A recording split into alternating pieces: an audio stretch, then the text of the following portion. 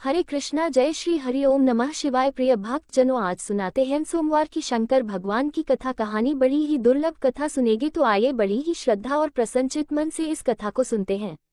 चलो कथा सुनाते हैं। सोमवार व्रत कथा। किसी नगर में एक धनी व्यापारी रहता था। दूर दूर तक उसका व्यापार फैला हुआ था। नगर के सभी लोग उस व्यापारी का सम्मान करते थे।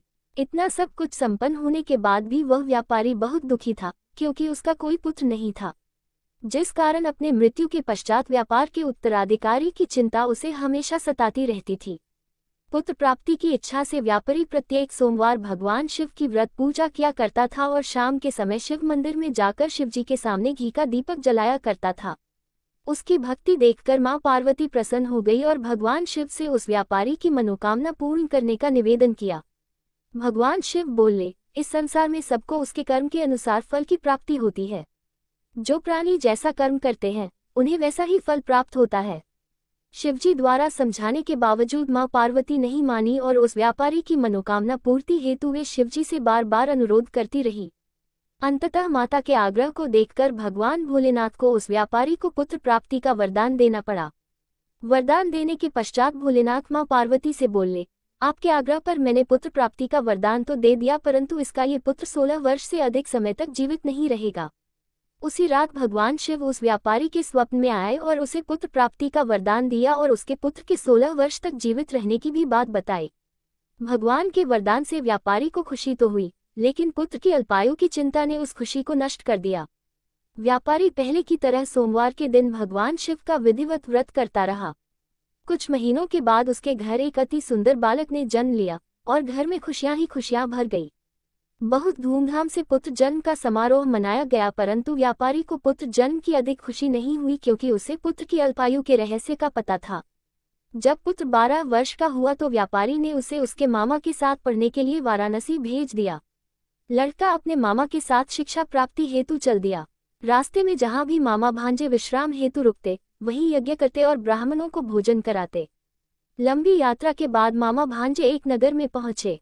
उस दिन नगर के राजा की कन्या का विवाह था, जिस कारण पूरे नगर को सजाया गया था। निश्चित समय पर बारात आ गई, लेकिन वर का पिता अपने बेटे के एक आंख से काने होने के कारण बहुत चिंतित था।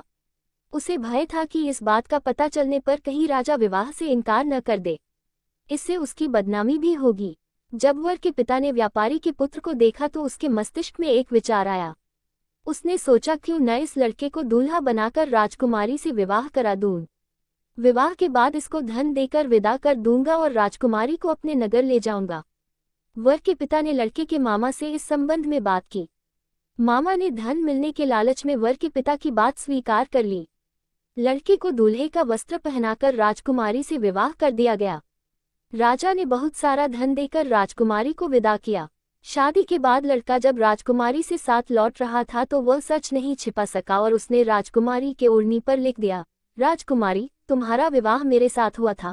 मैं तो वाराणसी पढ़ने के लिए जा रहा हूँ और अब तुम्हें जिस नवयुवक की पत्नी बनना पड़ेगा वह कान्हा है।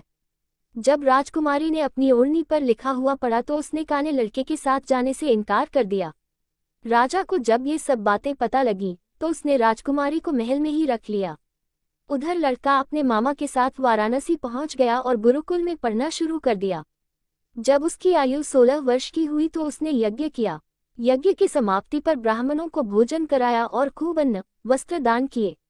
रात को वह अपने शयन कक्ष में सो गया। शिव के वरदान के अनुसार शयनावस्था में ही उसके प्राण पखेरु उड़ गए। सूर्योदय पर मामा मृत भांजे को देखकर रोने पीटने लगा। आसपास के लोग भी एकत्र होकर दुख प्रकट करने लगे। लड़के के मामा के रोने विलाप करने के स्वर समीप से गुजरते हुए भगवान शिव और माता पार्वती जी ने भी सुने। माता पार्वती ने भगवान से कहा, प्राणनाथ, मुझे इसके रोने के स्वर सहन नहीं हो रहे। आप इस व्यक्ति के कष्ट को अवश्य दूर करें।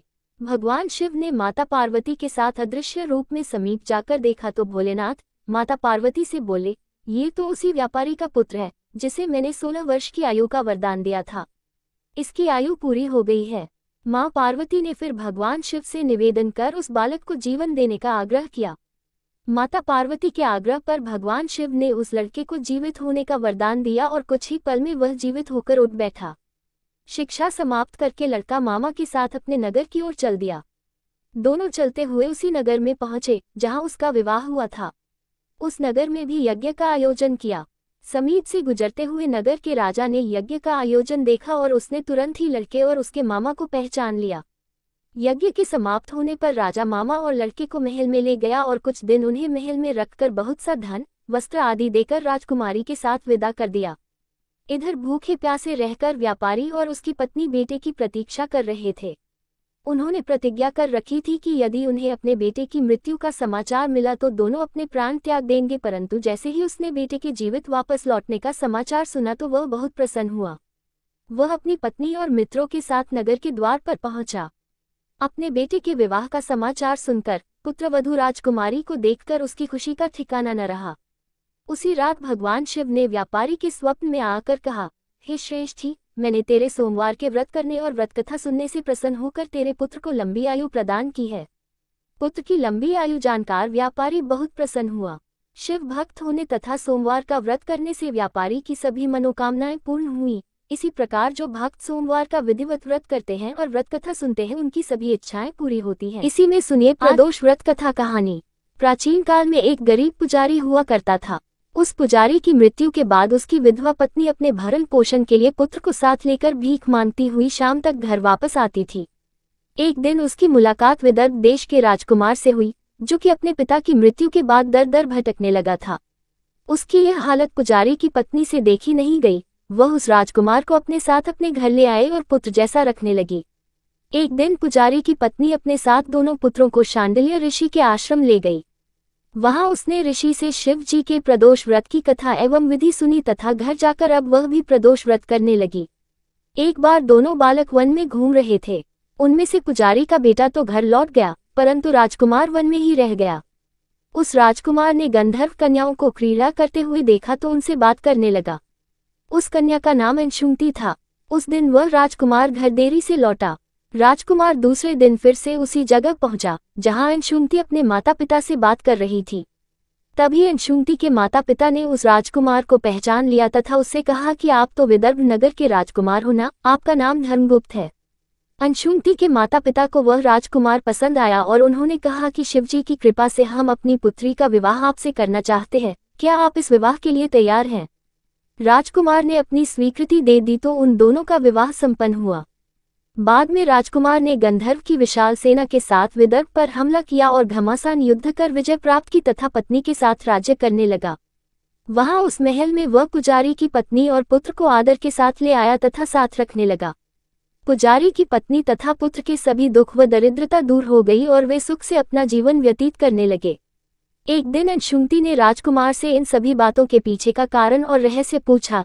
तब राजकुमार ने अंशुमती को अपने जीवन की पूरी बात बताई और साथ ही प्रदोष व्रत का महत्व और व्रत से प्राप्त फल से भी अवगत कराया। उसी दिन से प्रदोष व्रत की प्रतिष्ठा व महत्व बढ़ गया तथा मान्यतानुसार लोग यह व्रत करने लगे। कई जगहों पर अपनी श्रद्धा के अनुसार स्त्री पुरुष दोनों ही यह व्रत करते हैं। इस व्रत को करने से मनुष्य के सभी कष्ट और पाप नष्ट होते हैं एवं मनुष्य को अभीष्ट की प्राप्ति होती है।